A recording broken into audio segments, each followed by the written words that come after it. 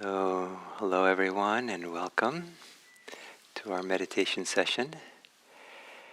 And for today, I'm sitting here a little bit appreciating, marveling all the causes and conditions that bring me here. But one of them that stands out as I begin this meditation is that at some point through this Buddhist practice, and I trace it to doing meditation practice, the practice started to change me. In the sense I was practiced, because there's two things happening. There's what we offer the meditation, and there is what the meditation does to us. And both are important.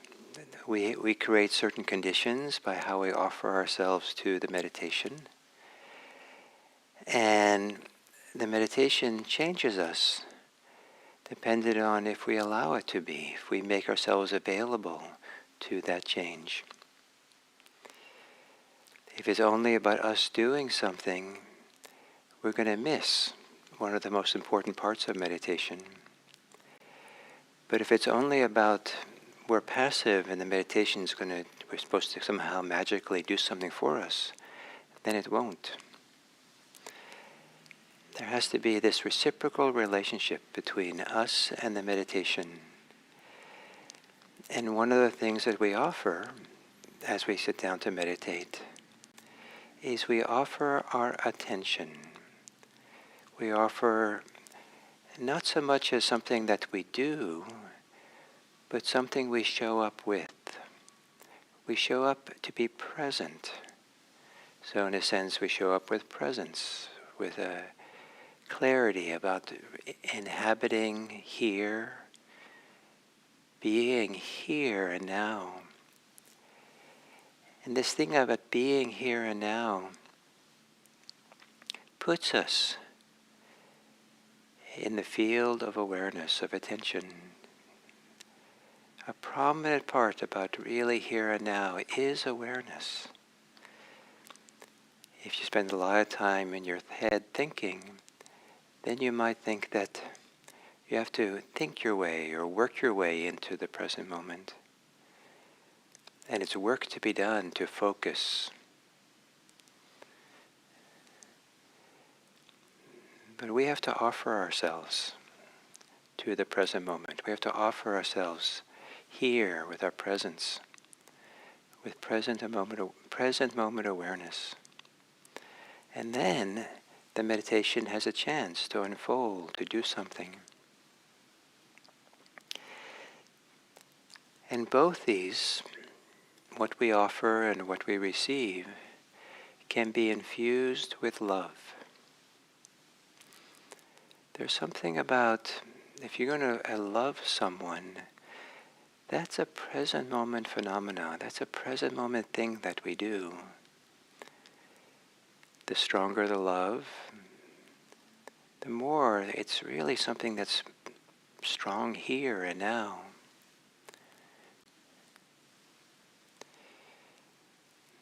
And if we're going to allow someone to love us in return, there has to be an allowing, a receiving of that. It's not just one way. So there's a love we offer as we attend. It's a kind of could be seen as a love for ourselves, a love for awareness, a love of meditation, a love of the Dharma, a love of this world even. That's not assertive. And then, in a certain way, we'll be loved in return. In a certain way, what's within us, deep inside, our capacity for kindness and friendliness, love, care, compassion, will appear if there is the need for it, if there's the conditions for it. So as we sit today and meditate, certainly see if you can offer your presence, offer awareness. But can you do that together with offering your love, your care, your kindness, your tenderness, your gentleness? And then see if you open yourself up, if you're available to receive without expectation, slowly, like walking in the mist. Will meditation reciprocate so that it offers you presence? It offers you something in the family of love. So to sit in a meditation or assume a meditation posture that's right for you.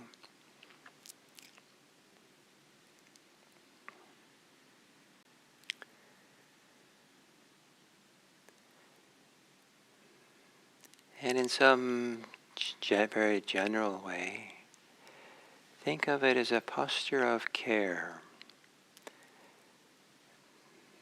posture of love even for yourself, posture which creates the conditions for attentiveness, loving attention. To gently close your eyes.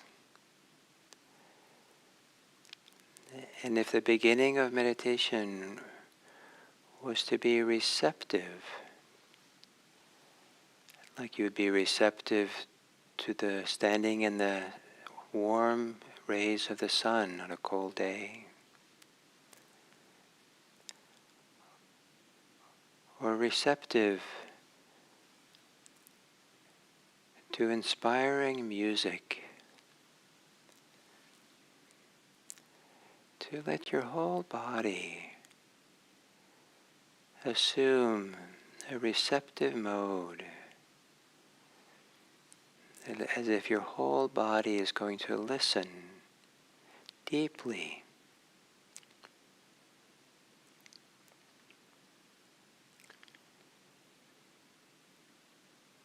And then to receive the next inhale, to receive the movements of the body as you breathe in, the expansion of the chest and the belly, movement of the diaphragm.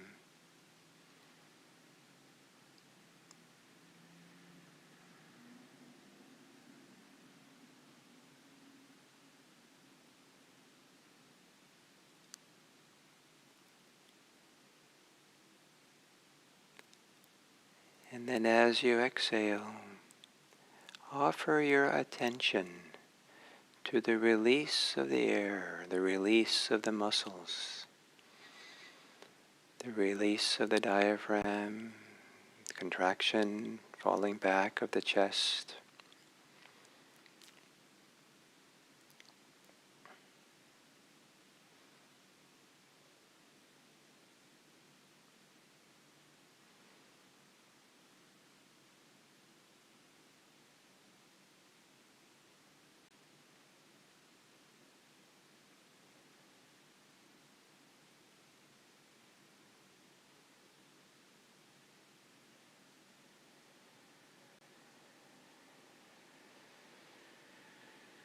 As you exhale,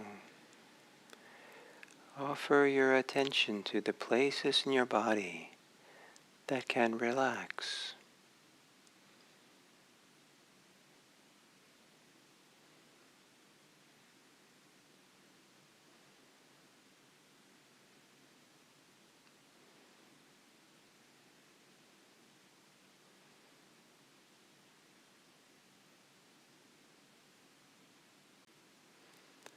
Where relaxing your body is a form of care.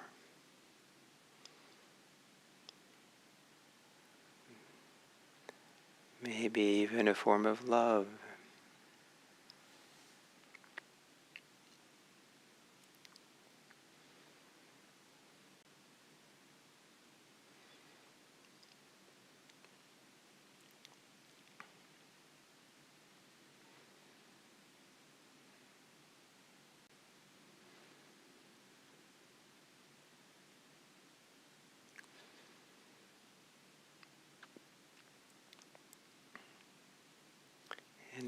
breathing in is your body caring for yourself.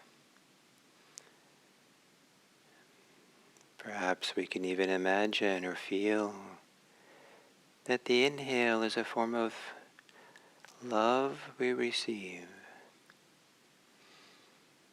receiving the life-giving air, oxygen,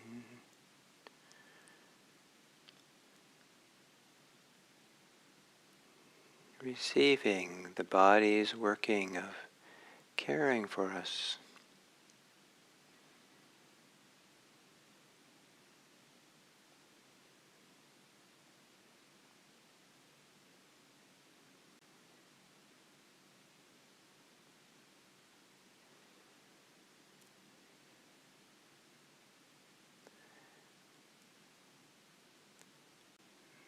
And the care the body gives is silent, has no words to it. And so to receive that care with attention that is without thoughts,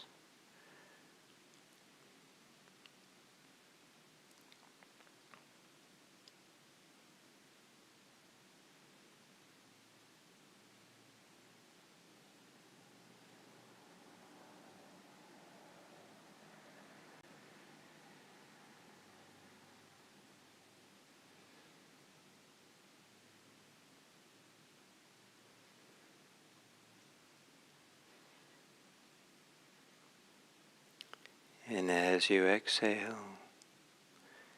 offer attention to the whole length of the exhale.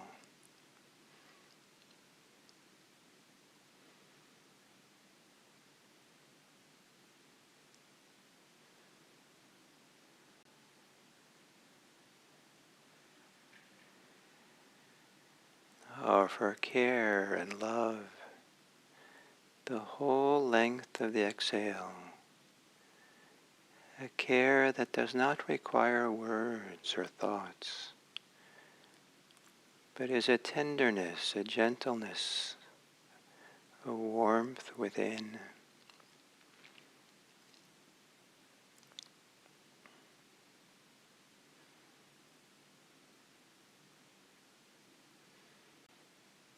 And so the process of breathing in and out is a process of receiving and giving.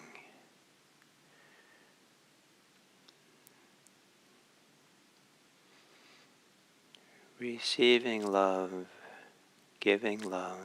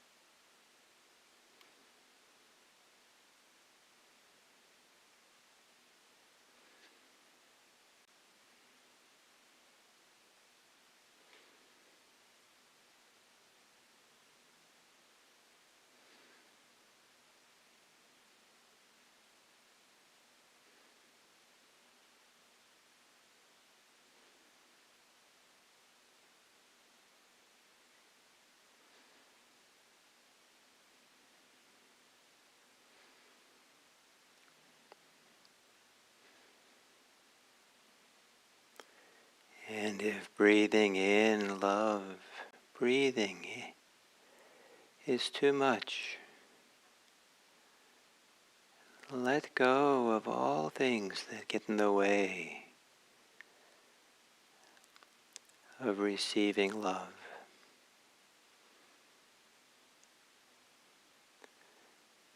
If breathing out, exhaling with love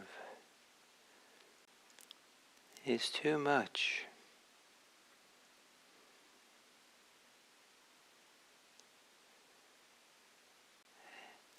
let go of all things that are in the way.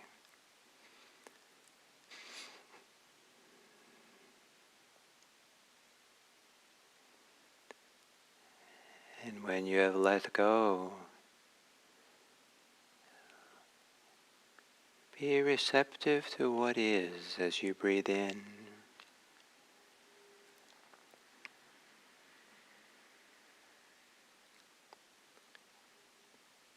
Offer your kind, gentle presence, attention as you exhale.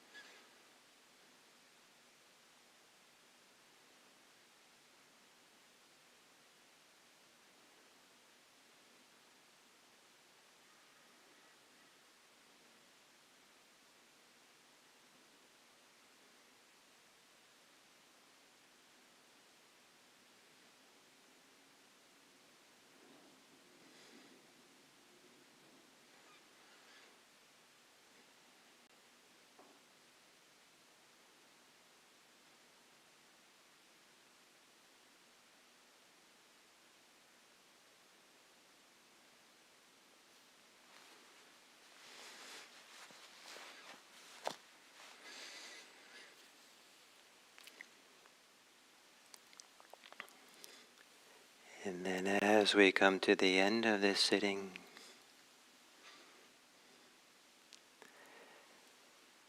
to gently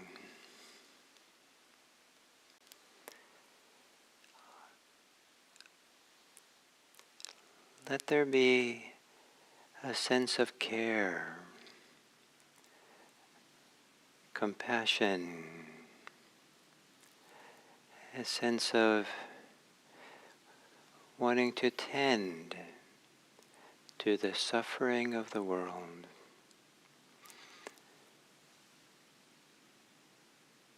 And part of care, compassion, love is the wish that is not necessarily a feeling, but it can be the wish for others not to suffer, the wish that oneself does not suffer.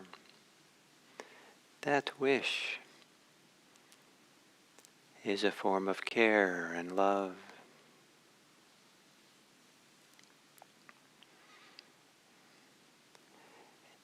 And may we, as we come out of meditation, consider that wish.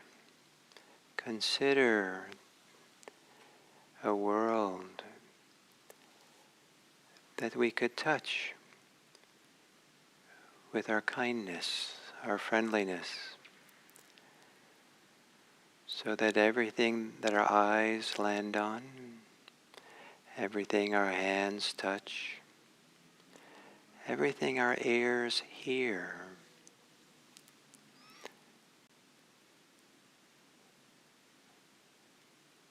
is known with love, with care, with kindness, with tenderness. The tenderness of wanting to be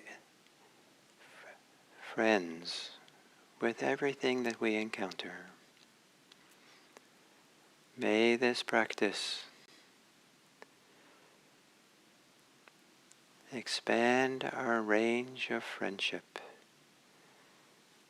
so we meet everything as a friend. May all beings be happy. May all beings be safe. May all beings be peaceful. And may all beings be free.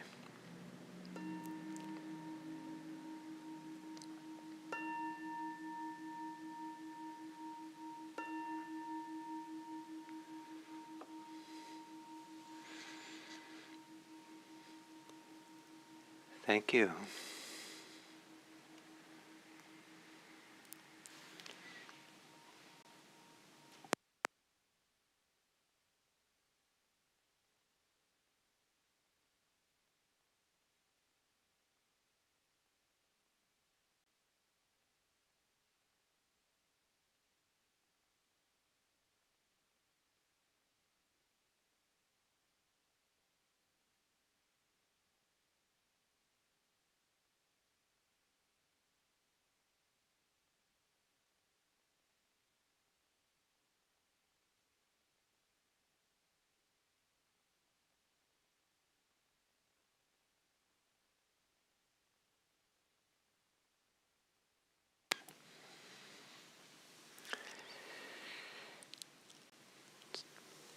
So hello and welcome to this Monday.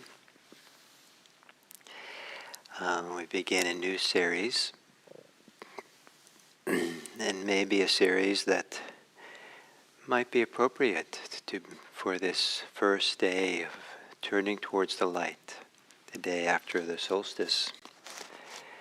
And may we light the world with our attention. May we light the world with our care. So what's on my mind, my heart, these last days is love, the practice, the expression, the idea of love. And I'm very aware that the word love in English is a very vague word. It can be. I mean, it has such a wide range of meanings that when someone uses it, I imagine that anyone uses it. Anybody who hears it being used might interpret it differently than intended. As far as I know, there's no good word in Pali, in Buddhist language, that covers the range of meanings that we have for this English word love. But there are 5 words that represent or can hold this broad English word love that maybe give it some clarity or some specificity that's helpful to kind of understand or to understand some potential we have of what can arise out of Dharma practice. And these 5 are, in Pali, anukampa, metta, karuna, mudita, upekkha. And in English, they would be care, kindness, compassion, appreciative joy, and equanimity, equanimous love. And care is the one that is the kind of I see is the foundation for all the other 5. That the other 4 that we'll be talking over the next days arise out of a sense of care, or expression, different flavors of care depending on the context in which care is offered, and that the bottom line is something very simple, and that is whatever it is that motivates this basic, simplest forms of care that we would offer. If a neighbor is injured and we go do their shopping for them for food, that there is care. We might not love the neighbor, but we have a kind of care, and maybe we would call it compassion, but it doesn't have to be compassion. It could be just a simple desire to be helpful, and it doesn't have to come with a lot of feeling. It doesn't have to come with a lot of, it's just a basic kind of instinct to care for someone who needs help, needs support. And it could be that we care for ourselves because maybe we've cut our finger, and so we know that if we don't clean it and put a bandage on it, it might get worse. And so we care for ourselves knowing that not doing it might have bad consequences. And again, there might not be a strong feeling of love, of warmth, of tenderness, but still, it is offering care. It is taking care of something. And one of the big surprises for me in my life, a kind of turning point in a certain kind of way, was I was going on an organized hike in a kind of desert-like area, and there were people, strangers, on that organized hike. And there was one woman who was not so capable of hiking so well, but it was kind of rocky, and we had to sometimes climb over these rocks and these little short, 5-foot ledges and stuff to make our way through this desert environment. And so I saw that she was, this was all hard for her. And so I hung back and stayed with her. And I didn't assert myself, but I was just there ready to offer a hand as she needed it. And she graciously just received my hand, took the support I give. I don't even remember if we did any talking about it. I was just there to offer what was needed, and it was very matter of fact, and she was very matter of fact of receiving it. But what happened as I was walking, I started having this really nice feeling inside. I started to have something tender and warm started to occur, or something gentle, or a kind of a joy, a kind of a feeling of well-being, or some kind of feeling of being a little bit more open, or a feeling of being kind of appreciative of just this attentiveness of being here and present for this person. There was like kind of this a kind of a attention, kind of a samadhi of being. My awareness, my attention was now encompasses the present moment in a clear way, because I wanted to be ready for her. So I wasn't distracted. I was just right there, but I was also enjoying the scenery and just walking peacefully and not trying to assert myself or riding her too closely. Just gently kind of being available. And this wonderful feeling, I felt very nice. There was a kind of a peacefulness to it.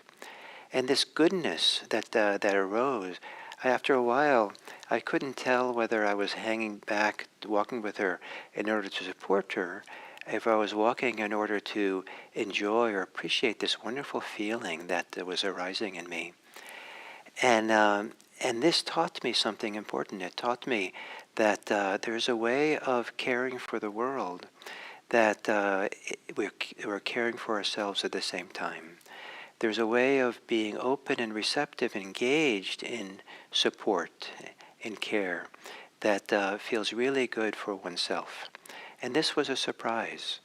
I think before that, sometimes I would be lost in the caregiving. I thought I had a responsibility. I better do it. I was obligated to. I had to kind of ride the person, be responsible for the person, and ride very closely to the person, right there, ready to take care of things. And it was a little bit fear-driven. It was a little bit duty-bound. It was a little bit a sense of I must, and I must not fail in doing this. And this other way of doing it showed me a whole different way of caring, of that it was possible to care for someone in a way that cared for myself at the same time, that felt good, that was supportive for me.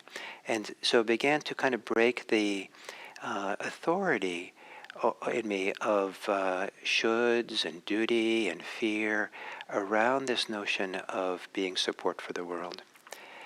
And so that was a turning point for me, and very, very valuable. Another turning point, I had a lot of turning points, but around this, generally what we might call love in English, this very vague word.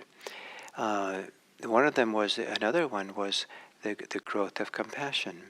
I had a lot of suffering when I first started doing Buddhist practice. And the only thing I knew what to do was to be present for it. To be present for it in a non-reactive way. To be present for it without trying to fix it or do anything about it. And somehow I had a lot of faith in Zen practice, and so I kept showing up for my own suffering. But I was not given any tools for how to work with it or how to fix it, just to be present for it. And there was something about that being present for suffering that was tenderizing, that softened, again, some kind of reactivity, some kind of defensiveness, some kind of assertiveness, some kind of anger, some kind of fear that I had that came along with my suffering. And so I slowly got tenderized, and slowly, like walking in the mist and getting slowly wet, unbeknownst to me, I was becoming compassionate.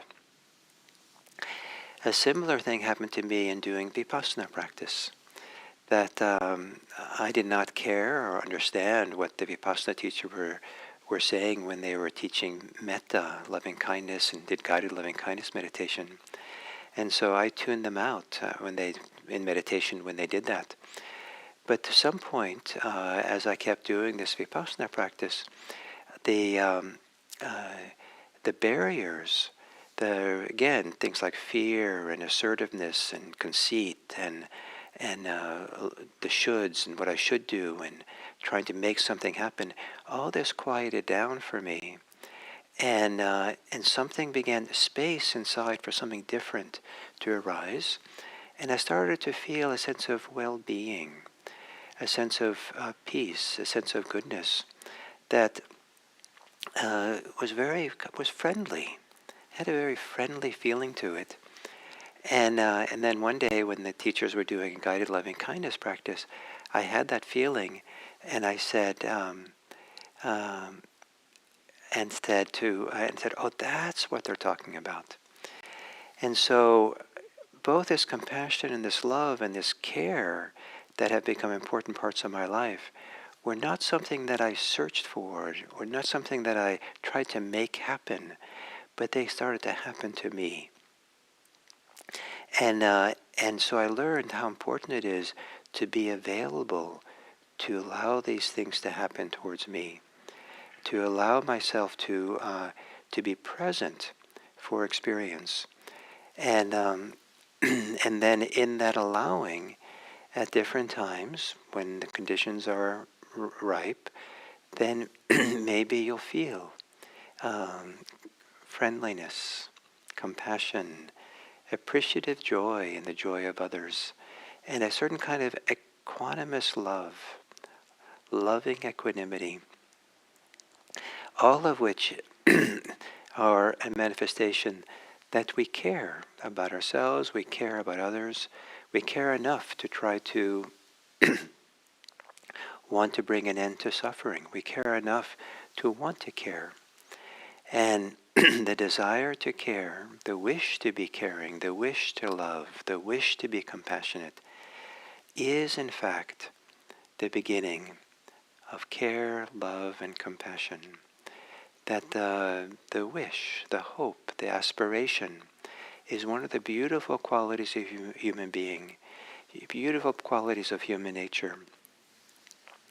And I think it's invaluable not to diminish its role in our lives and make room for it.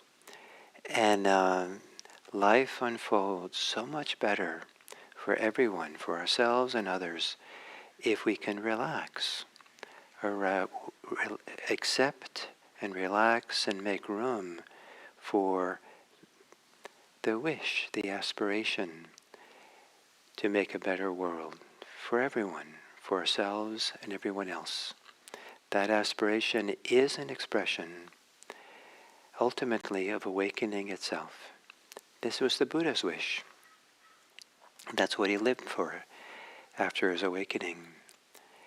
And to whatever degree we awaken to what is in our own hearts, awaken to what's in our own minds, awaken to the wish, the aspiration,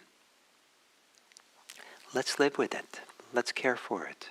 Let's care for ourselves, and let's care for others. So thank you very much, and I'm looking forward to sharing this part of my life over these next days with you. Thank you.